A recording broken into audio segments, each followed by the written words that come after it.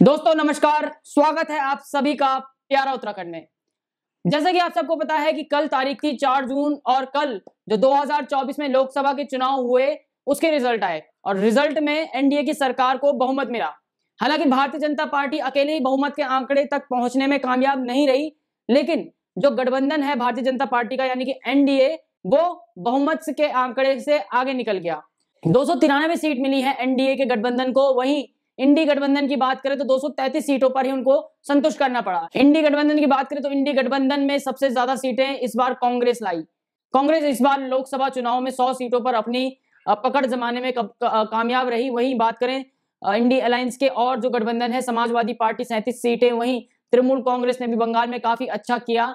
लेकिन इस समय फिलहाल सबसे बड़ी बात यह है कि जहां उत्तराखंड में से एक बार फिर से 5-0 से बीजेपी ने क्लीन स्वीप किया, तीसरी बार जीत की हैट्रिक लगाई यहां उत्तराखंड से।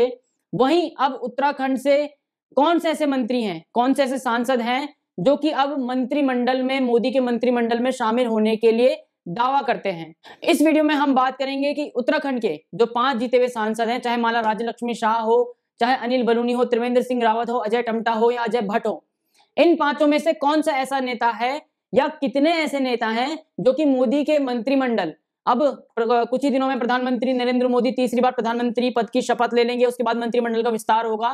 तो इन पांचों में से कौन से ऐसे सांसद होंगे जो कि मोदी के मंत्रिमंडल में शामिल होंगे। सबसे पहले बात करते हैं पौड़ी की। तो पौड़ी के जो सांसद चुन के आए हैं अनिल बलूनी, जो कि पहले राज्यसभा सांसद उत्तराखंड के भी रह चुके हैं और 10 साल से ज्यादा भारतीय जनता पार्टी में अपनी सेवाएं दे रहे हैं। कह सकते हैं कि उनका जो नाम है, उनकी जो दावेदारी है, इस समय सबसे आगे चल रही है। और अगर वो इस बार मंत्रिमंडल में शामिल होते हैं, जो आने वाली सरकार है, तो गढ़वाल से पहले ऐसे सांसद होंगे जो कि मंत्रिमंडल में पहली बार कोई मंत्री बनेगा, गढ़वाल का सांसद। अनिल बलूनी के बारे में बता दें कि तीरथ सिंह रावत, जो कि 2019 में पौड़ी की सीट से जीत कर गए थे, उनको टिकट न देकर इस बार भारतीय जनता पार्टी ने अनिल बलूनी, एक नए चेहरे को टिकट दिया, जो पहले भी राज्यसभा सांसद रह चुके हैं। भारतीय जनता पार्टी में उनके कद की बात करें तो भाजपा में वे राष्ट्रीय मीडिया प्रभारी भी हैं। इस कारण प्रधानमंत्री नरेंद्र मोदी के साथ गृह मंत्री अमित शाह या फिर बीजेपी के अध्यक्ष जेपी नड्डा से काफी करीबी मान सकते हैं इस समय अनिल बलूनी को। तो ये चांसेस बहुत ज्यादा है कि शायद अनिल बलूनी को इस बार मंत्रिमंडल में कोई मंत्री पद मिल सकता है भारतीय जनता पार्टी मोदी 3.0 की सरकार में।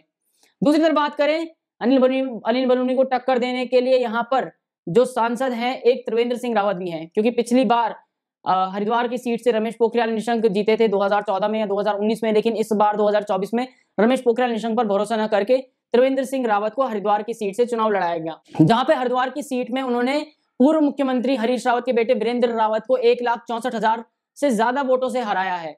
तो यहाँ पर त्रिवेंद्र सिंह रावत की जो दावेदारी है वो भी प्रबल कह सकते हैं। और तीसरा जो नाम आ रहा है वो अजय भट्ट का आ रहा है, जो कि नैनीताल उधम सिंह नगर सीट से जीतकर आगे आए हैं। और जीत भी ऐसी नहीं, प्रचंड जीत के साथ, क्योंकि 2019 की बात करें या चाहे 2024 की बात करें, तो जो 5 लोकसभा सीटें हैं उत्तराखंड की, उसमें से सबसे बड़ी जीत अजय भट्ट की हुई है दोनों बार। 2019 की बात करें तो 2019 में जीत का आंकड़ा 3,39,000 था। वहीं अब 2024 की बात करें तो 2024 में जीत का आंकड़ा 3,34,000 था। हालांकि उनके अपोजिट कोई बड़ा चेहरा नहीं था, क्योंकि कांग्रेस ने कोई बड़ा चेहरा उतारा ही नहीं।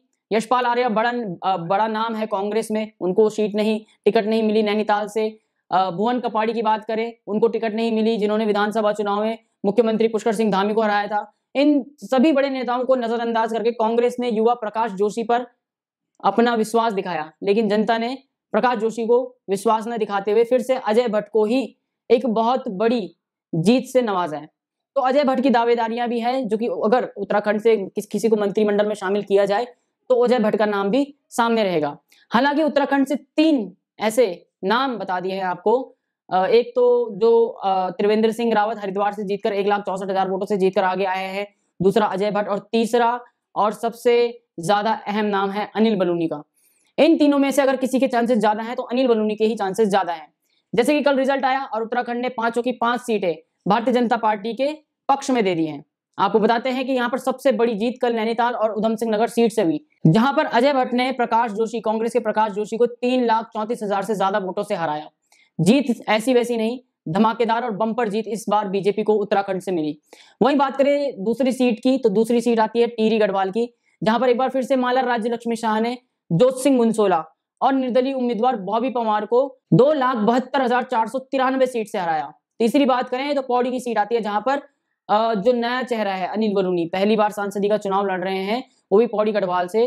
तो अनिल बलूनी ने गणेश गोदियाल 1,63,000 वोटों से हराया। चौथी बात करें तो चौथी बात अल्मोड़ा की आती है, जहां पर वही पुरानी प्रतिद्वंदिता चलती हुई आ रही है प्रदीप टमटा और अजय टमटा के बीच में, जहां पर कल अजय टमटा ने प्रदीप टमटा को 2,34,000 वोटों के बड़े मार्जिन से हराया। वही चौथी सीट हरिद्वार की आती है, जहां पर उत्तराखंड के पूर्व मुख्यमंत्री त्रिवेंद्र सिंह रावत ने कांग्रेस के उत्तराखंड के पूर्व मुख्यमंत्री हरीश रावत के बेटे वीरेंद्र रावत को 1,64,000 से ज्यादा वोटों से हराया। तो इस बार 2024 में 19 अप्रैल को जब यहाँ पर वोट पड़ गए थे उत्तराखंड में, उसके बाद 1.5 महीने के इंतजार के बाद कल जब रिजल्ट आया, तो भारतीय जनता पार्टी, मुख्यमंत्री चाहे पुष्कर सिंह धामी हो या फिर बीजेपी के उत्तराखंड के अध्यक्ष हो महेंद्र भट्ट, या चाहे प्रधानमंत्री नरेंद्र मोदी हो, उत्तराखंड से जिस तरह की आशाएं भारतीय जनता पार्टी ने लगा रखी थी, उत्तराखंड के जो लोग हैं, उत्तराखंड के जो वोटर्स हैं, उन्होंने उसी तरह का रिएक्शन कल भारतीय जनता पार्टी को दिया। भारतीय जनता पार्टी को तीसरी बार 5-0 से उत्तराखंड से जिताकर आगे किया है।